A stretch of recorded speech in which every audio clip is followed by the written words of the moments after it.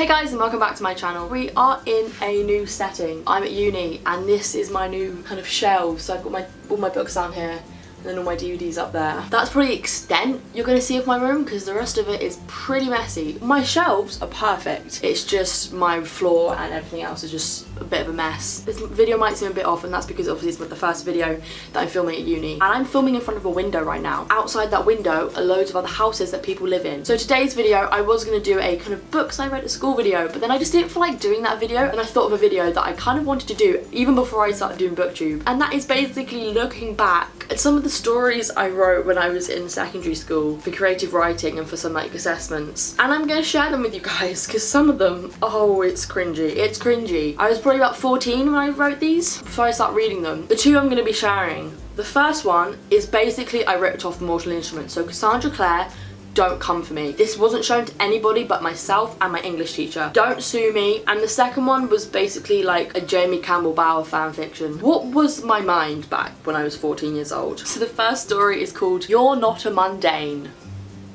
You can already tell that I'm ripping off the Mortal Instruments. My head was buried in my phone when the bus pulled up. It was a wet and miserable day.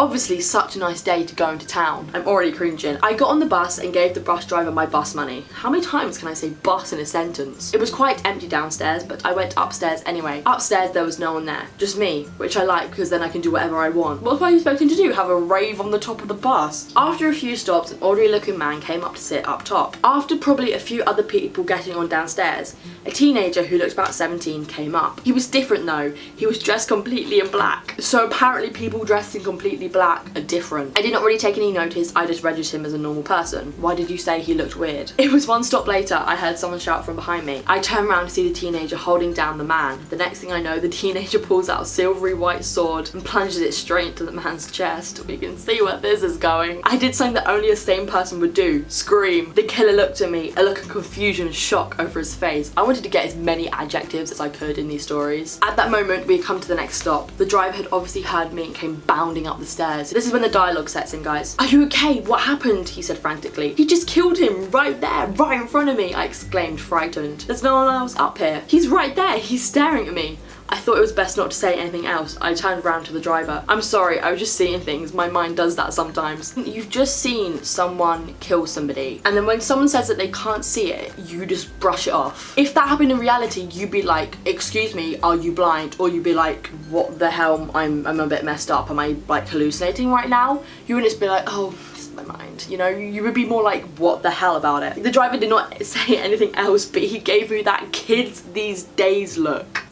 What? He walked back downstairs and I could hear him talking to the other passengers. I turned back round to the killer who was still staring at me. You're welcome. And what the hell? You just killed somebody. I started frantically walking up and down the bus, rubbing my head. I heard the doors open again. Someone was walking up the stairs and suddenly all I felt was the killer's hand on my arm. I snatched my arm away. I looked over to the person who had come up and they sat right where I had sat. I walked over to them to tell them I was actually sitting there. Excuse me, I'm actually sitting here. They ignore me. Excuse me. Hello, can you hear me? Literally just ripping off the Mortal Instruments here. They can't see you, the killer had finally spoken. Or me. That's why the driver couldn't see what you were talking about earlier. Why can't they see you and I can? I asked, forgetting what he'd done not long ago. I was thinking the same. You're obviously not a mundane. I hate this, I hate this. A what? And who the hell are you? This is where I start ripping off literally the dialogue, probably from the film, because I was obsessed with the film back then. Mundane, someone from the human world. And my name's Jace Wayland. Not am I only like basically stealing the plot to the Mortal Instruments, I'm also stealing the characters. Oh, so if I'm not from the human world, then what world am I from? I asked. I can't explain right now, but you've got to come with me. Where? Anyway, how can I trust you? You just killed somebody. It's hard to explain, but you have to. At that moment, he pulled me down onto the floor and like shot past our heads. I turned around to see what it was, but he pulled me back around. As my head turned, we both looked at each other.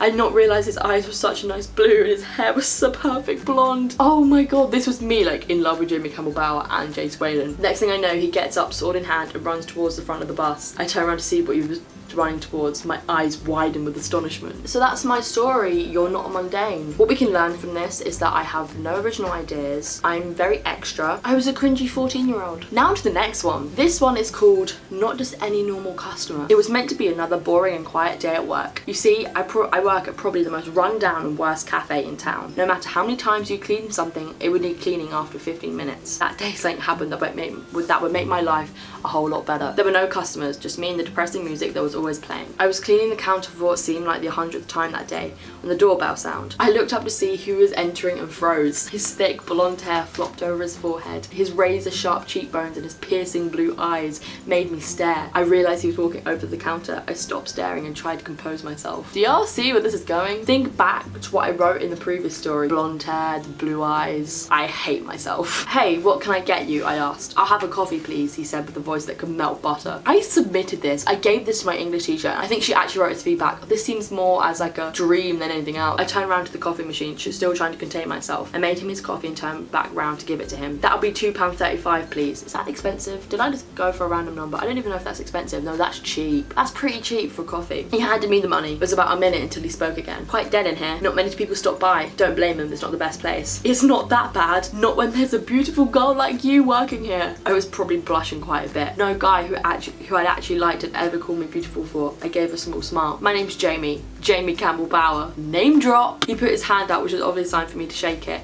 but I was too shocked realising who he was to take it. Jamie Campbell Bower. The Jamie Campbell Bower. The actor Jamie Campbell Bower. The Jamie Campbell Bower I had liked for quite some time now, sitting right in front of me. If you'd liked him for some time now, Charlotte, wouldn't you recognise him if he walked in? I came back to reality when he said, "And you are?" Charlotte Dale. I shook his hand. It's nice to meet you, Charlotte. It's nice to meet you too, Jamie. I knew I recognised you from somewhere. After I said that, I realised it probably wasn't a smart move. Oh god, saying that is probably going to make you think I'm an obsessed fan. I like you, but I'm not a crazy fan. He chuckled a little. It's okay, you don't seem like one. And I know one when I see one. He laughed a little and I couldn't help but join him. Unfortunately, that little laugh turned into my loud, deafening cackle. I covered my mouth, realising I was probably scaring him. Instead, he just started laughing louder. Your laugh is amazing. I love girls with something weird about them, he said, still laughing. It's just a laugh. Are you calling me weird? I exclaimed jokingly. He flashed his cute smile that I've seen thousands of times before. This is so confusing. This is so cringy. I want to die. Isn't your full name James Metcalf Campbell Bower? I asked. Yeah, it is. It's Scottish. I'm from Scotland, darling. Celtic blood is in me, he said in a posh voice. Backstory to that line. Basically, he said that in an interview, basically became obsessed with him saying that and became obsessed with that line, so that's why it's in this. Yet again, I couldn't help but laugh. You were so funny. I never thought you'd be this funny in reality. We kept talking for a while until the door of the cafe opened and my boss walked in. I was curious to why he was here. Hey Angie, what are you doing here? I asked concerned. I've got some bad news. I didn't need any bad news at the moment. We've been told to close down. We're not bringing in enough money. I'm sorry. Oh, and I'm having to sell my apartment block, so you're gonna have to move out by the end of the week. What? Where am I gonna go? I can't find somewhere else that quickly.